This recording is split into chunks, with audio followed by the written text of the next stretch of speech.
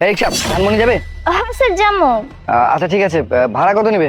Sir আপনি দিয়েন, যা খুশি, সমস্যা নেই, আপনি ওঠেন। আচ্ছা ঠিক আছে, আমার কিন্তু আরে কি আশ্চর্য, এরকম আস্তে আস্তে রিক্সা চালাচ্ছ কেন? তুই তাড়াতাড়ি চালাও না ভাই, আমার রিক্সা চালাতে পারো তাহলে আসছো কিসের জন্য? হ্যাঁ, আমাদের মতো মানুষকে বিপদে ফেলতে? স্যার কি করবো কোন, আমার মা ক্যান্সারের রোগী, অসুস্থ অবস্থায় পড়ে আছে বিছনায়। বাপটা মইরা গেছে, কি করবো স্যার? মায়ের চিকিৎসার লেগে, ওষুধের লেগেই স্যার এই কাম করতে নামছে। এই শোনো, তো হবে না। এই এই এই দাঁড়াও দাঁড়াও দাঁড়াও দাঁড়াও দাঁড়াও দাঁড়াও দাঁড়াও দাঁড়াও। বাবা রে বাবা, এই মেয়ে কি সমস্যা তোমার? আমি দুঃখিত, আপনারা তো কইলাম স্যার আমি পারি না চালাইতে, নতুন স্যার নামছি রিক্সা লয়া, আমি চেষ্টা করছি স্যার ভালোভাবে চালানোর। আসছে আর একটু হলে তোমার জীবন নিয়ে টাটানি হয়ে যেত। হ্যাঁ, আমি যাচ্ছিলাম টাইম মতো একটা পার্টি অ্যাটেন্ড করতে, সেটা পর্যন্ত পারলাম না তোমার জন্য, ফালতু কোথাকার। স্যার আর এই যে রিক্সাটা লয় স্যার নতুন নামছে, আমি এই কাম জীবনেও করিনি, করতে পারি না। জানতো মাত্র স্কুলে পড়ি, মানুষজন ওইভাবে খেয়ালও করে স্যার, আমি এই পথ বাইছে হয়েছে। আরে তুমি কান্না করছো কেন? আমি কি তোমাকে ভুল কিছু বলেছি? মানে আমার কথা কি তুমি কষ্ট পেয়েছো? না না স্যার দেখো না, আমি আমি বলতে চাইনি, আমার আমার আমার যে পার্টিটা ছিল সেটা তো আমি সঠিক সময় অ্যাটেন্ড করতে পারবো না।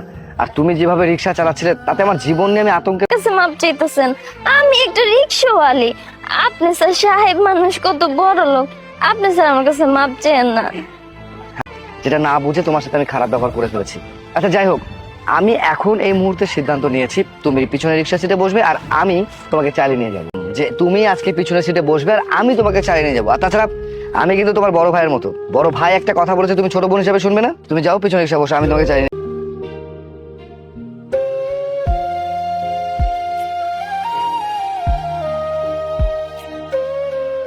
ওখানে বসো, আমি আসছি। হ্যাঁ,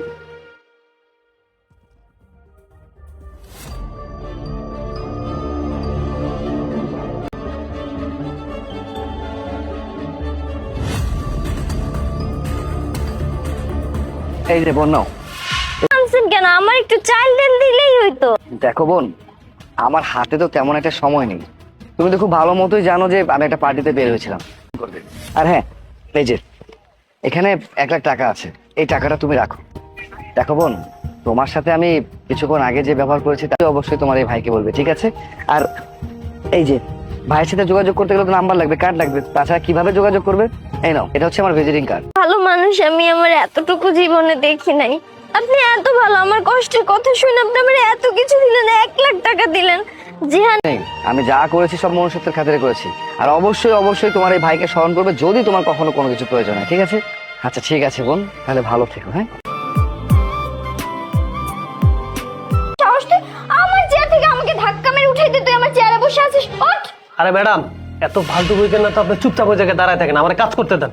তোর স্যার একটা শিক্ষিত দারোয়ান রাখছে। এই শোন, তুই জানিস আমি কি করতে পারি? আমি চাইলে তোকে এক্ষুনি চাকরি থেকে ঘাট ধাক্কা দিয়ে বের করে দিতে পারি, ওঠ।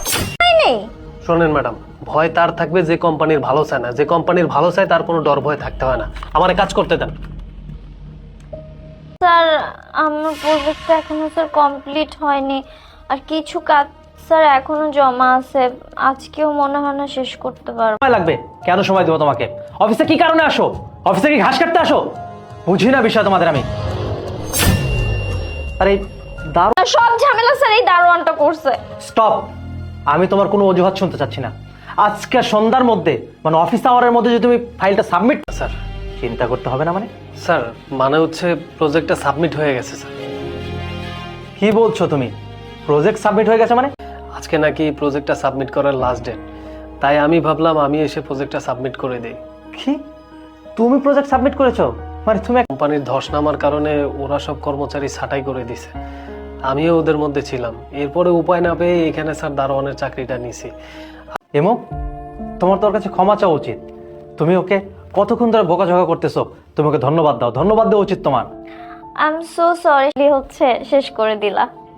না না ম্যাডাম, আপনি আমার কাছে সরি কেন বলতেছেন? শোনো, তুমি কিন্তু অনেক বড় একটা অন্যায় করেছো, এটার পানিশমেন্ট আজকে থেকে নাই। কে মানে স্যার, প্লিজ আমারে ক্ষমা করে দেন। হ্যাঁ, আমি তোমাকে বলেছি যে তোমার এই চাকরিটা নেই, কিন্তু আমি তো বলি না যে তোমার চাকরি একেবারে নেই।